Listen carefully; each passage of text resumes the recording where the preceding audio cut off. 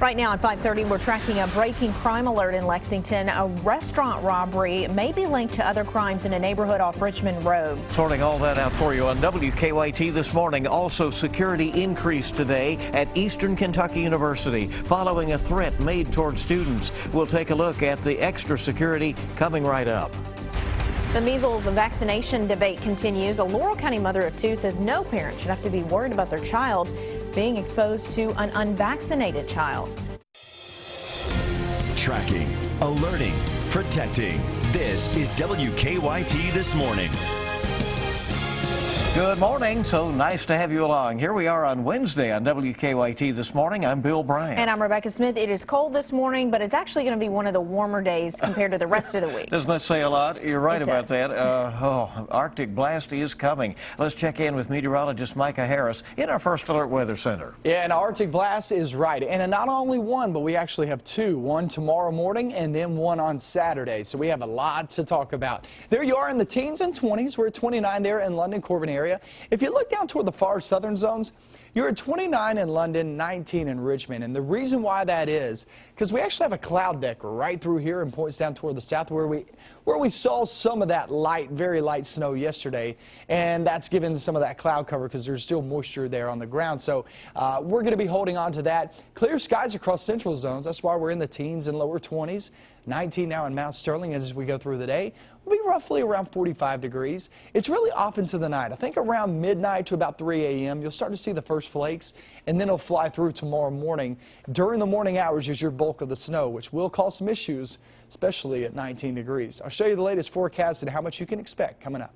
See you then. Let's get right to the news. We're tracking a breaking news alert this morning. It's been a busy couple of hours for Lexington police. Someone just held up the Waffle House on Richmond Road, and now police are looking into the possibility that that crime could be linked to several other overnight crimes in that area. WKYT's Whitney Wetzel is live from the Waffle House. Whitney, what can you tell us at this point? Good morning. Good morning. Well, like you said, it has been a busy morning for police. As you can see, officers are here at the Waffle House off of Richmond Road. It was reportedly robbed right around 5 o'clock this morning, and you can see that police are still investigating the robbery here. They do tell me that two men walked in. One of them had a handgun. They demanded cash from the clerk and then took off. Not sure what kind of vehicle they were driving. Earlier this morning, officers were also at a home over on Bridgeport Drive, which is not far from this Waffle House.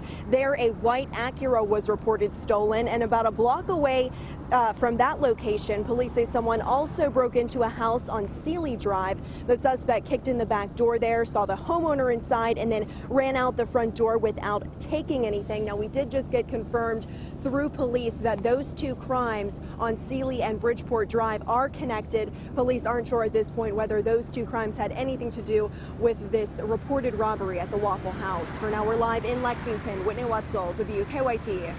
All right, a lot to track this morning. We'll stay right on top of it. Thank you, Whitney. And new this morning, Lexington police have arrested a man who they say grabbed a woman and chased her down. 31-year-old William Crockett is charged with wanton endangerment and unlawful imprisonment. According to an arrest citation, a woman told police that Crockett grabbed her as she was going to work at Bronze Tanning on Broadway. She then told police that he chased her once she broke free. Police followed footprints. They found Crockett at a home. An in-home health care worker there told them that Crockett escaped from his care. New this morning, Lexington police arrested a man they say burglarized a home and stole a gun. 27-year-old Dustin Reagan is charged with burglary and heroin possession. According to an arrest citation, Reagan went into a home on Gulfstream Drive while a woman was inside cleaning. The woman told police that she discovered him and confronted him. He told her he was working at the home and took the gun and then ran away. Police identified Reagan by his fingerprints. Security will be increased today at Eastern Kentucky University following a threat that was made towards students. That threat was found in Combs Hall. It says, quote, bringing gun to here, 2/11/15, dead students. WKYT's Mark Barber is live from EKU with a look at the added security there. Mark, good morning. Good morning, Bill and Rebecca. Some EKU students who are worried about that threat say they won't show up to class today. Campus officials say that the threat of violence has really created a tense situation for everyone here at EKU, so they are dramatically increasing their police presence. Now, students say that tension has been building since the threatening message was found in the Combs building 9 days ago. The graffiti message, written on a stall in the men's bathroom, says, quote, "Bringing guns to here, February 11th, dead students," end quote. EKU is responding to the threat of violence by increasing campus security with deputies from the Madison County Sheriff's Office, State Police, Campus Police, and Richmond and Berea Police. Campus officials tell us they are also beefing up their police presence tonight at the Alton Brown live performance at the EKU Center for the Arts and the basketball game against Morehead State University. Now, the university isn't penalizing students or teachers who miss class today. In fact, they're encouraging students to complete assignments off campus or online when possible. Most of my friends, anyway, are still going to go to class Wednesday. They're not too affected by it, but some of my other friends say they're going to stay in their dorms on Wednesday. Authorities are still searching for the person who wrote the threatening message. They are asking anyone with information to use their anonymous tip line online. We have a link to that information on our website, WKYT.com. Live in Richmond, Mark Barber, WKYT. Mark, thank you. We'll stay on top of that story today. We're learning more this morning about a Woodford County teenager who was killed in a horrible crash. 18-year-old Maddie Jackson was killed Monday in a fiery three-vehicle crash on Versailles Road in Lexington. Those who knew her say she always lived life to the fullest. Her friends say she was a classroom leader, a standout swim team member, and an inspiration to all of them. So her friends are now sharing the message of how she lived life via a social media tribute. We're really happy that we got to know her. She made such a big impact on our lives that we want to be like her. And that's kind of the meaning of the hashtag of Live Like Maddie. Maddie Jackson's friends say that Woodford Sports will be selling Live Like Maddie t-shirts for $10. We're told all of the proceeds will then be directly donated to the Jackson family. Well, the current measles outbreak has spread to 18 states. It's in part attributed to a certain anti-vaccine movement in some communities. The CDC says there have been more measles cases this year than in most years since 2000. Yesterday, hearings on Capitol Hill focused on vaccinations and whether they are safe or not. Of course, the CDC says that they are. One Laurel County mother of two said parents should not have to worry about the safety of their children. I have so many other things to worry about with my children going to school and safety and all of those such things, that the last thing I want to worry about is that they are going to catch an illness that they would not have caught but for the fact that some child was not vaccinated.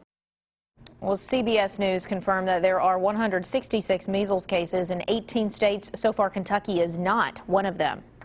A Grayson County teenager accused of a multi-state crime spree is scheduled to be in court today. 18-year-old Dalton Hayes has been indicted by a grand jury on multiple charges, including rape, burglary, and theft. Police say Hayes and 13-year-old Cheyenne Phillips went on a crime spree for 2 weeks. They were eventually caught in Florida after stealing several vehicles and using stolen checks. A special prosecutor has been named to handle the case of a deadly police-involved shooting in Madison County. Our news partners at the Herald-Leader report that the Attorney General's office has appointed Fayette County Commonwealth's attorney Ray Larson to be the special prosecutor. He will determine if the case should be sent to a grand jury. Last September, police shot 29-year-old Jesse Gibbons in Richmond.